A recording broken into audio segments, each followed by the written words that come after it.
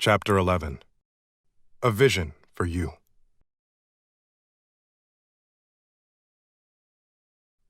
For most normal folks, drinking means conviviality, companionship, and colorful imagination.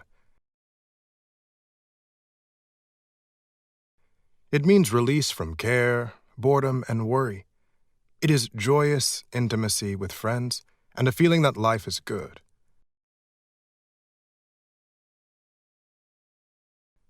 But not so with us in those last days of heavy drinking. The old pleasures were gone. They were but memories.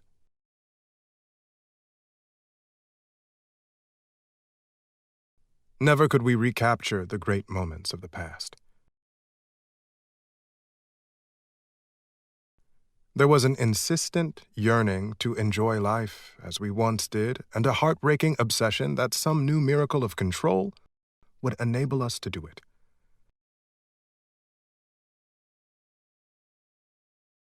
There was always one more attempt and one more failure.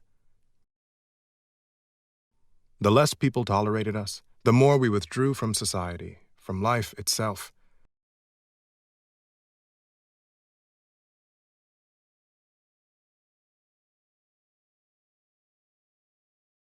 As we became subjects of King Alcohol, shivering denizens of his mad realm, the chilling vapor that is loneliness settled down. It thickened, ever becoming blacker.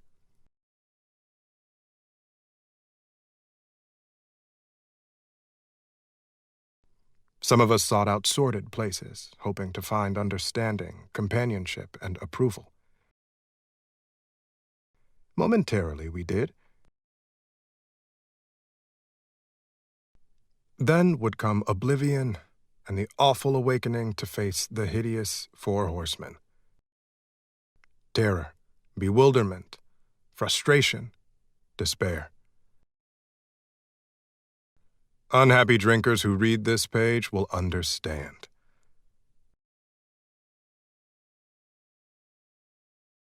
Now and then, a serious drinker, being dry at the moment, says, "I don't miss it at all. Feel better, work better, having a better time." As ex-problem drinkers, we smile at such a sally. We know our friend is like a boy whistling in the dark to keep up his spirits. He fooled himself. Inwardly, he would give anything to take half a dozen drinks and get away with them. He will presently try the old game again, for he isn't happy about his sobriety. He cannot picture life without alcohol. Someday he will be unable to imagine life either with alcohol or without it. Then he will know loneliness such as few do. He will be at the jumping-off place. He will wish for the end. We have shown how we got out from under. You say, "Yes, I'm willing." But am I to be consigned to a life where I shall be stupid, boring, and glum like some righteous people I see? I know I must get along without liquor, but how can I? Have you a sufficient substitute? Yes, there is a substitute, and it is vastly more than that. It is a fellowship in Alcoholics Anonymous. There you will find release from care, boredom, and worry. Your imagination will be fired. Life will mean something at last. The most satisfactory years of your existence lie ahead. Thus, we find the fellowship, and so will you. How is that to come about, you ask? Where am I to find these people? You are going to meet these new friends in your own community. Near you, alcoholics are dying helplessly like people in a sinking ship. If you live in a large place, there are hundreds. High and low, rich and poor, these are future fellows of Alcoholics Anonymous. Among them, you will make lifelong friends. You will be bound to them with new and wonderful ties, for you will escape disaster together, and you will commence shoulder to shoulder your common journey. Then you will know what it means to give of yourself, that others may survive and rediscover life. You will learn the full meaning of love thy neighbor as thyself. It may seem incredible that these men are to become happy, respected, and useful once more.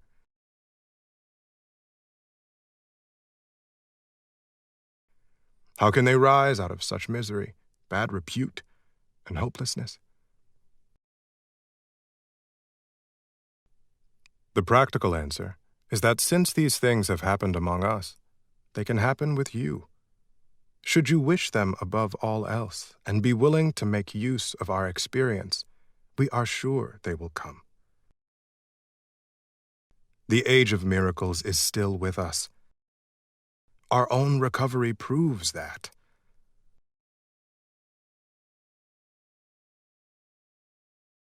Our hope is that when this chip of a book is launched on the world tide of alcoholism, defeated drinkers will seize upon it to follow its suggestions. Many, we are sure, will rise to their feet and march on. They will approach still other sick ones, and fellowships of Alcoholics Anonymous may spring up in each city and hamlet, havens for those who must find a way out. In the chapter, Working with Others, you gathered an idea of how we approach and aid others to health. Suppose now that through you several families have adopted this way of life.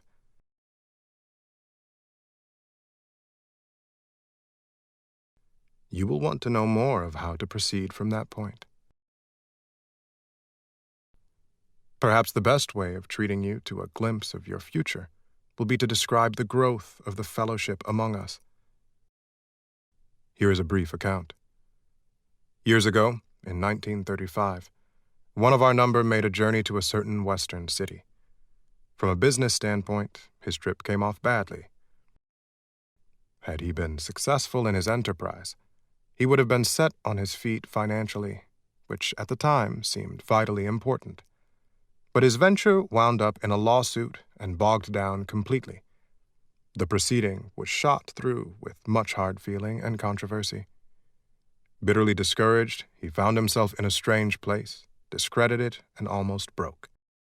Still physically weak and sober but a few months, he saw that his predicament was dangerous. He wanted so much to talk with someone, but whom? One dismal afternoon, he paced a hotel lobby, wondering how his bill was to be paid.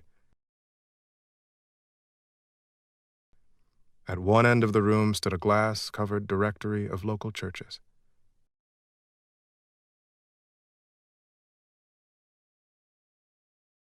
Down the lobby, a door opened into an attractive bar.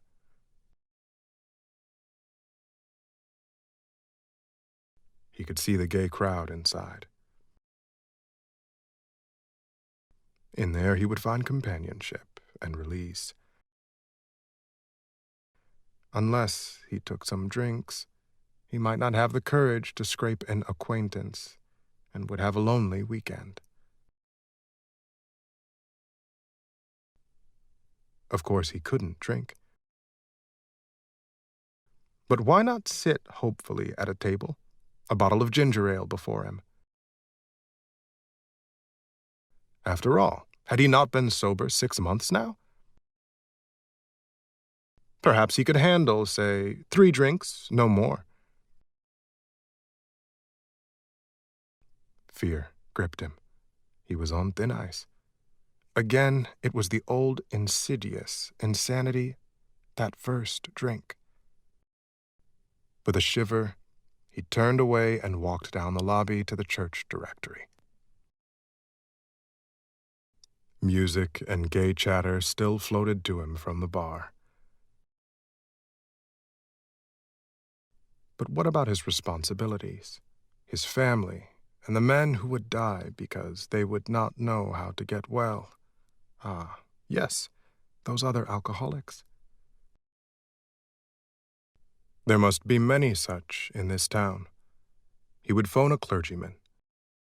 His sanity returned, and he thanked God. Selecting a church at random from the directory, he stepped into a booth and lifted the receiver.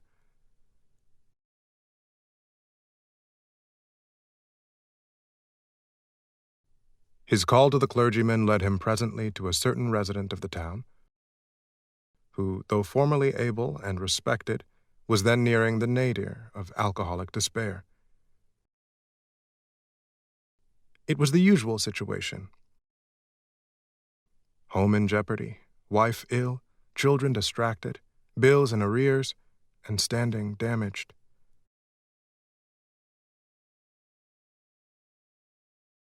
He had a desperate desire to stop, but saw no way out, for he had earnestly tried many avenues of escape.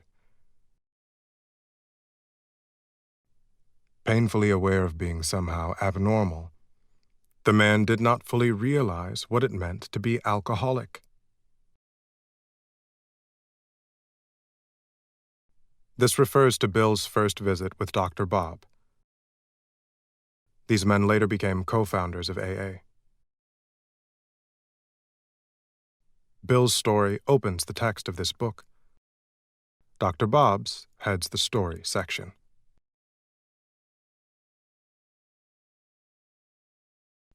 When our friend related his experience, the man agreed that no amount of willpower he might muster could stop his drinking for long.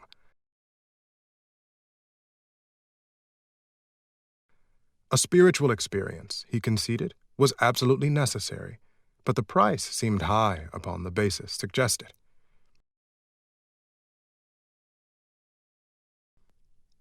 He told how he lived in constant worry about those who might find out about his alcoholism. He had, of course, the familiar alcoholic obsession that few knew of his drinking. Why, he argued, should he lose the remainder of his business, only to bring still more suffering to his family by foolishly admitting his plight to people from whom he made his livelihood? He would do anything, he said, but that. Being intrigued, however, he invited our friend to his home.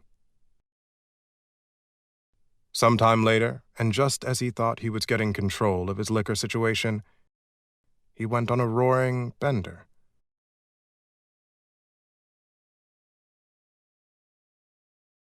For him, this was the spree that ended all sprees.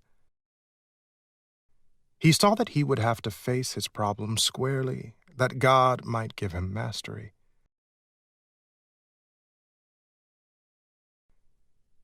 One morning, he took the bull by the horns and set out to tell those he feared what his trouble had been.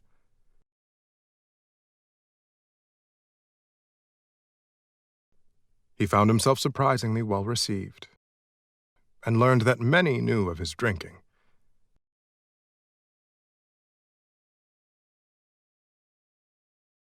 Stepping into his car, he made the rounds of people he had hurt. He trembled as he went about, for this might mean ruin, particularly to a person in his line of business.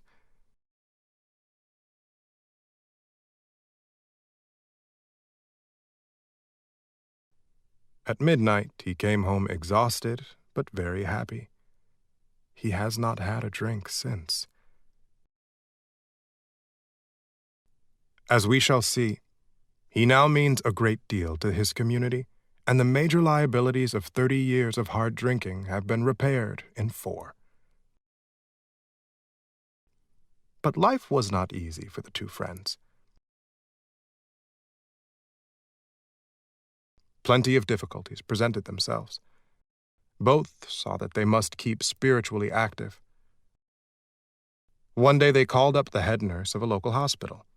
They explained their need and inquired if she had a first-class alcoholic prospect. She replied, "Yes, we've got a corker. He's just beaten up a couple of nurses. Goes off his head completely when he's drinking. But he's a grand chap when he's sober, though he's been in here 8 times in the last 6 months. Understand he was once a well-known lawyer in town, but just now we've got him strapped down tight."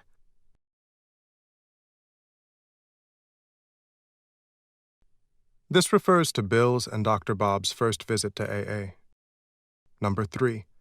See the Pioneer section. This resulted in AA's first group at Akron, Ohio, in 1935. Here was a prospect, all right, but by the description, none too promising. The use of spiritual principles in such cases was not so well understood as it is now. But one of the friends said, "Put him in a private room. We'll be down." 2 days later, a future fellow of Alcoholics Anonymous stared glassily at the strangers beside his bed. "Who are you fellows? And why this private room? I was always in a ward before." Said one of the visitors, "We're giving you a treatment for alcoholism."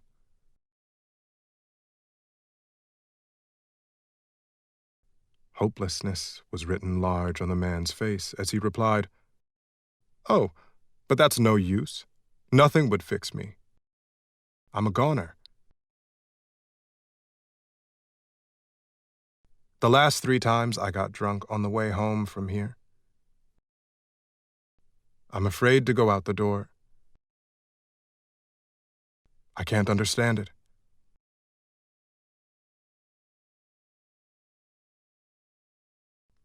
For an hour, the 2 friends told him about their drinking experiences.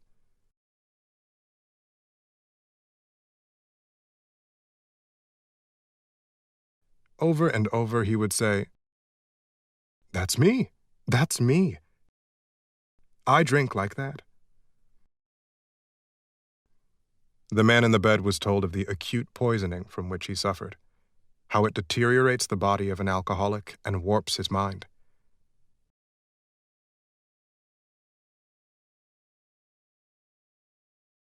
There was much talk about the mental state preceding the first drink.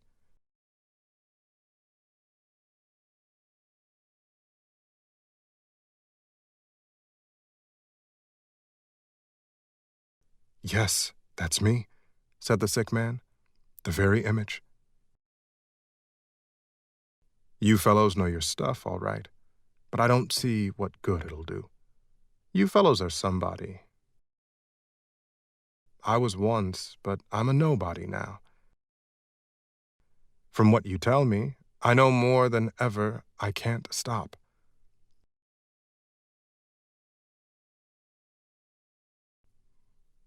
At this, both the visitors burst into a laugh. Said the future fellow anonymous, "Damn little to laugh about that I can see."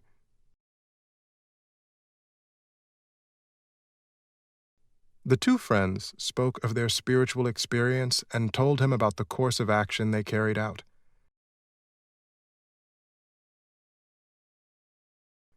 He interrupted, "I used to be strong for the church, but that won't fix it. I've prayed to God on hungover mornings and sworn that I'd never touch another drop, but by 9 o'clock I'd be boiled as an owl."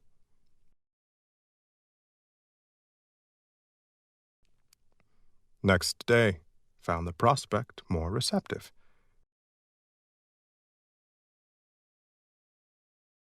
He had been thinking it over. "Maybe you're right," he said. "God ought to be able to do anything." Then he added, "He sure didn't do much for me when I was trying to fight this booze racket alone."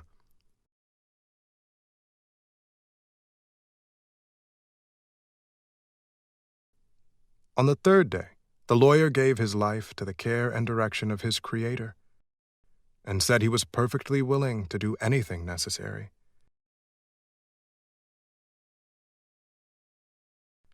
His wife came, scarcely daring to be hopeful, though she thought she saw something different about her husband already.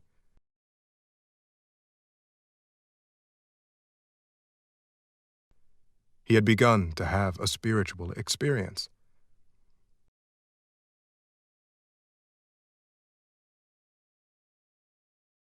That afternoon, he put on his clothes and walked from the hospital a free man.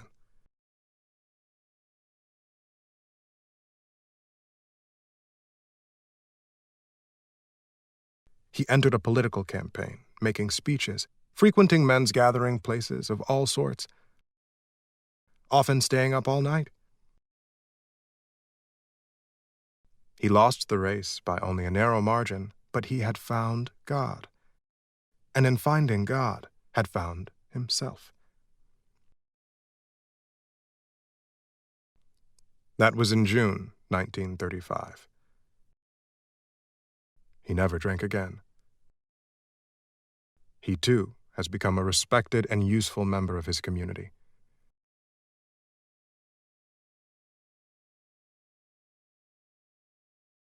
He has helped other men recover, and is a power in the church from which he was long absent. So, you see, there were 3 alcoholics in that town who now felt they had to give to others what they had found or be sunk. After several failures to find others, a 4th turned up. He came through an acquaintance who had heard the good news. He proved to be a devil-may-care young fellow whose parents could not make out whether he wanted to stop drinking or not. They were deeply religious people, much shocked by their son's refusal to have anything to do with the church.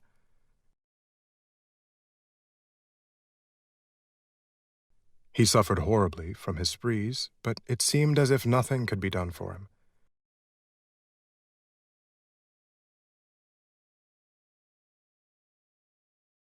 He consented, however, to go to the hospital,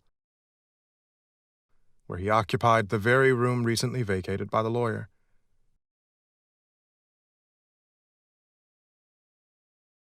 He had 3 visitors.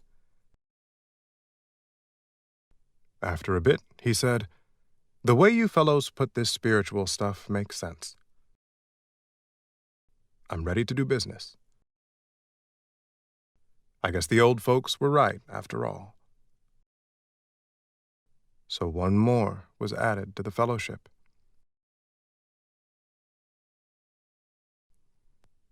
All this time, our friend of the hotel lobby incident remained in that town. He was there 3 months. He now returned home, leaving behind his first acquaintance, the lawyer, and the devil-may-care chap.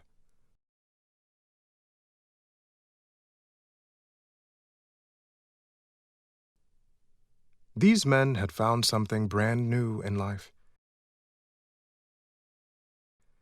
Though they knew they must help other alcoholics if they would remain sober, that motive became secondary.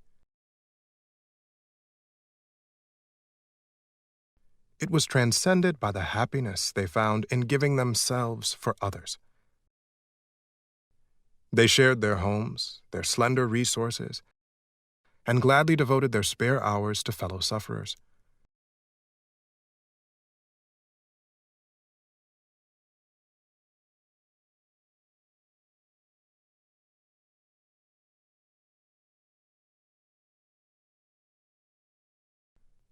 They were willing, by day or night, to place a new man in the hospital and visit him afterward.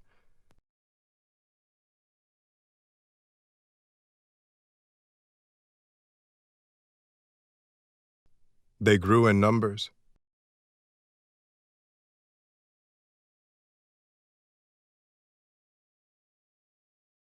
They experienced a few distressing failures, but in those cases they made an effort to bring the man's family into a spiritual way of living.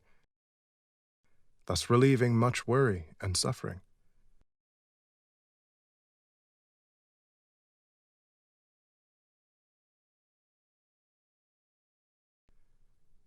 A year and 6 months later, these three had succeeded with 7 more.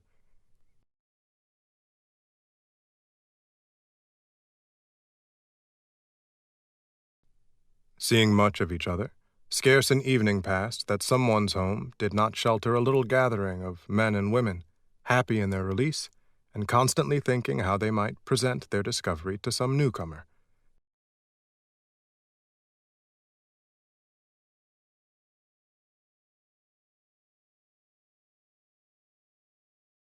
In addition to these casual get-togethers, it became customary to set apart one night a week for a meeting to be attended by anyone or everyone interested in a spiritual way of life.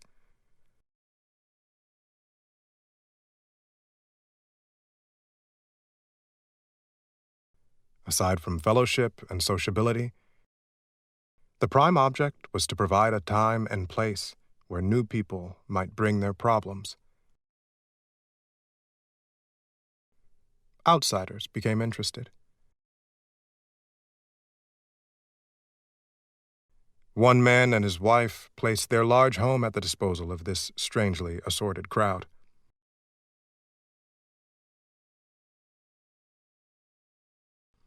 This couple has since become so fascinated that they have dedicated their home to the work.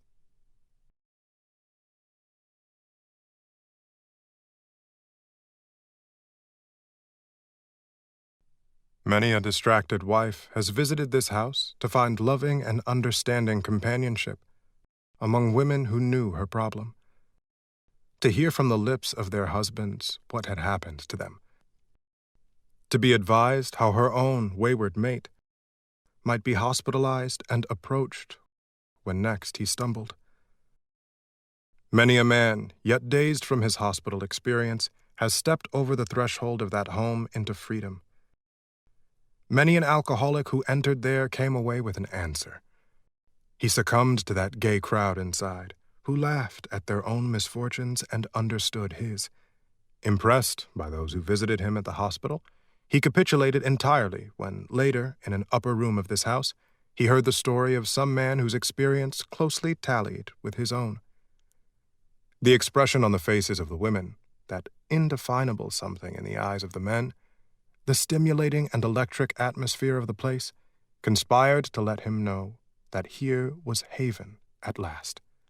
The very practical approach to his problems, the absence of intolerance of any kind, the informality, the genuine democracy, the uncanny understanding which these people had were irresistible.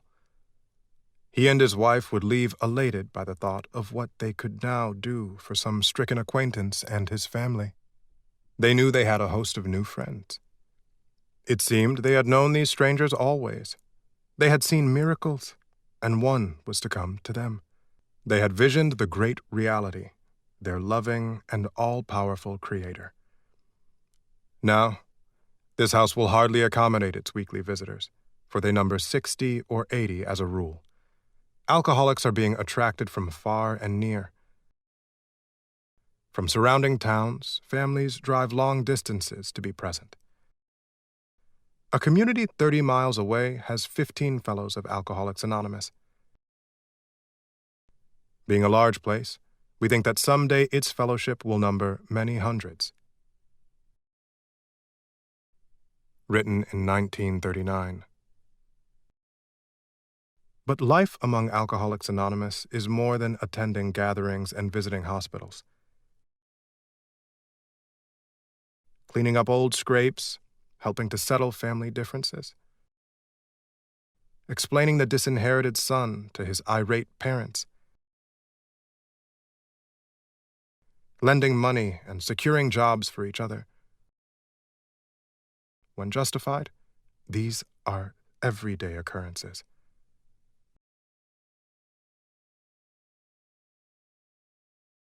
No one is too discredited or has sunk too low to be welcomed cordially, if he means business.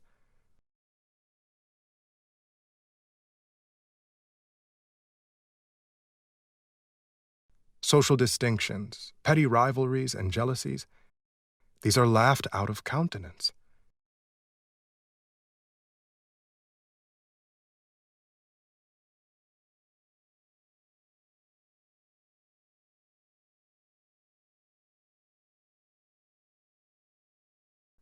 Being wrecked in the same vessel, being restored and united under one God, with hearts and minds attuned to the welfare of others. The things which matter so much to some people no longer signify much to them. How could they? Under only slightly different conditions, the same thing is taking place in many Eastern cities. In one of these, there is a well-known hospital for the treatment of alcoholic and drug addiction. 6 years ago, one of our number was a patient there.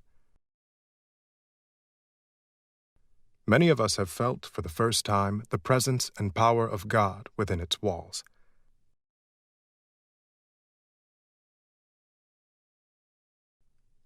We are greatly indebted to the doctor in attendance there, for he, although it might prejudice his own work, has told us of his belief in ours.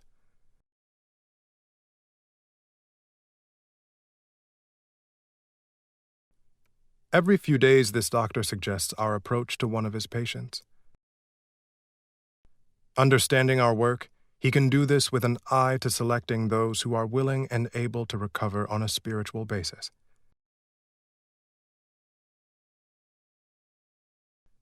Many of us, former patients, go there to help. Then, in this Eastern city, there are informal meetings such as we have described to you, where you may now see scores of members. There are the same fast friendships. There is the same helpfulness to one another as you find among our Western friends. There is a good bit of travel between East and West, and we foresee a great increase in this helpful interchange.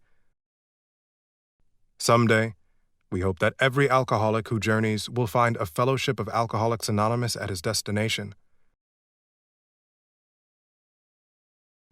To some extent, this is already true.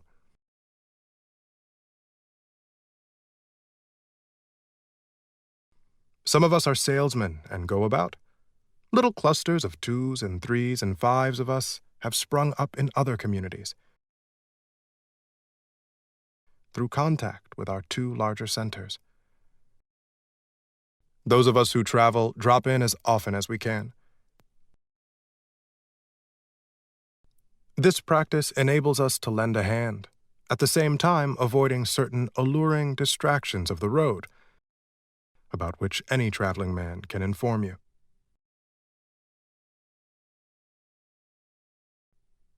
Written in 1939. In 2017, there are over 118,305 groups. There is AA activity in approximately 180 countries, with an estimated membership of over 2 million.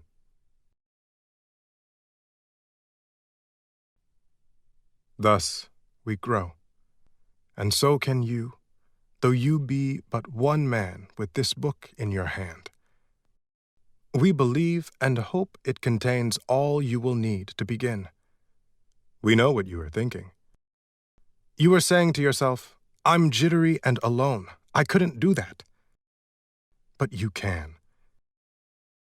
You forget that you have just now tapped a source of power much greater than yourself. To duplicate, with such backing, what we have accomplished is only a matter of willingness, patience, and labor. We know of an AA member who was living in a large community. He had lived there but a few weeks when he found that the place probably contained more alcoholics per square mile than any city in the country. This was only a few days ago, at this writing, 1939. The authorities were much concerned. He got in touch with a prominent psychiatrist who had undertaken certain responsibilities for the mental health of the community. The doctor proved to be able and exceedingly anxious to adopt any workable method of handling the situation. So he inquired, "What did our friend have on the ball?" Our friend proceeded to tell him, and with such good effect that the doctor agreed to a test among his patients and certain other alcoholics from a clinic which he attends.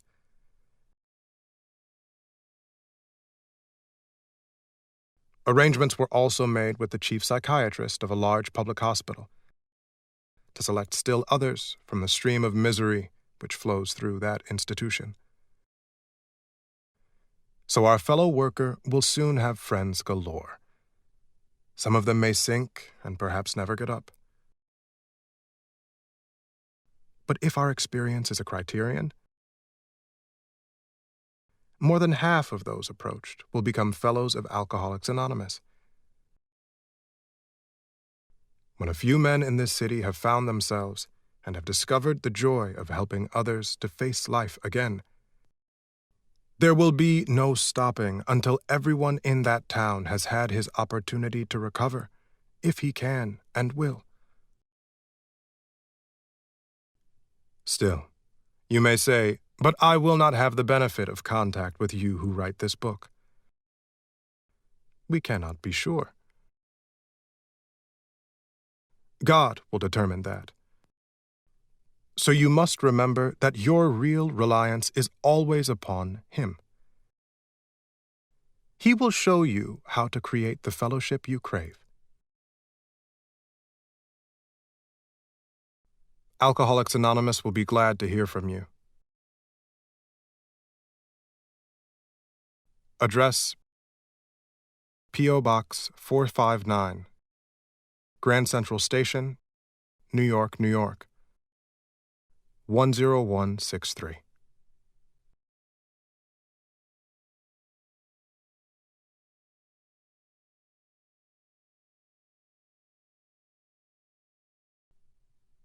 Our book is meant to be suggestive only. We realize we know only a little. God will constantly disclose more to you and to us.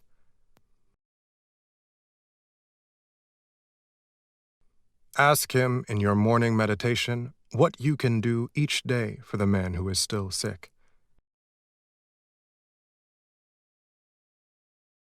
The answers will come if your own house is in order. But obviously, you cannot transmit something you haven't got. See to it that your relationship with Him is right, and great events will come to pass for you and countless others. This is the great fact for us. Abandon yourself to God as you understand God. Admit your faults to Him and to your fellows.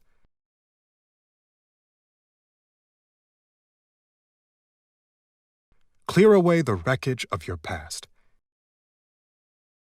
Give freely of what you find and join us. We shall be with you in the fellowship of the Spirit, and you will surely meet some of us as you trudge the road of happy destiny. May God bless you and keep you until then.